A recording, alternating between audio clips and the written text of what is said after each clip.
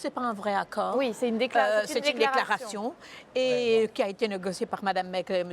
Erdogan avant le coup et le contre-coup en Turquie. Et ça ne marche pas parce que bien sûr, ça ne donne que d'autres routes plus longues, plus dangereuses aux trafiquants d'êtres humains, plus lucratifs aussi pour les trafiquants.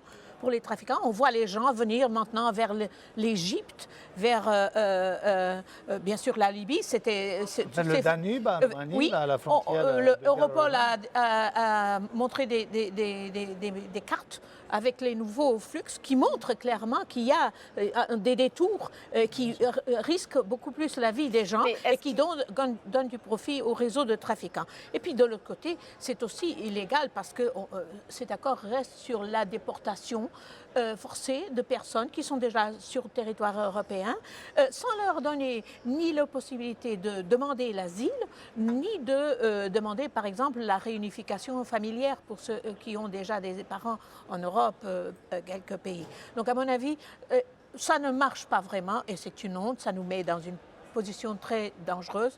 Et le seul moyen, à mon avis, qui nous empêcherait de donner, d'alimenter les réseaux de trafiquants qui sont liés à toutes sortes de réseaux de criminalité organisée, qui en profitent, c'est d'ouvrir des voies légales et sûres pour les gens qui sont désespérés quelque part, soit parce qu'ils fuient la guerre, soit parce qu'ils fuient la répression, la misère, de demander soit l'asile, soit le travail, comme font de pays comme les États-Unis et le Canada.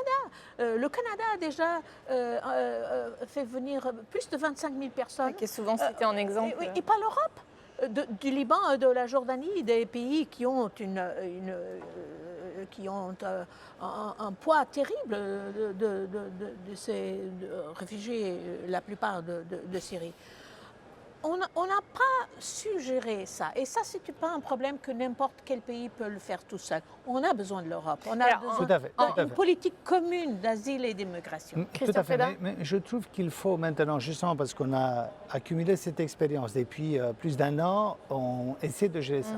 Il faut vraiment trouver maintenant la bonne voie qui est faisable, enfin des choses qui peuvent être faites. C'était une illusion, je crois, de décider il y a un an, sans voir toute la diversité des situations, qu'on pourra... Mais quand nos États membres sont en déni, par exemple, et M. Tusk ne parle même pas de réfugiés. Mais pour bien comprendre cet accord UE-Turquie, est-ce qu'il faut l'arrêter? Est-ce qu'il faut renégocier? Là, on n'est pas d'accord. Moi, je trouve qu'il faut...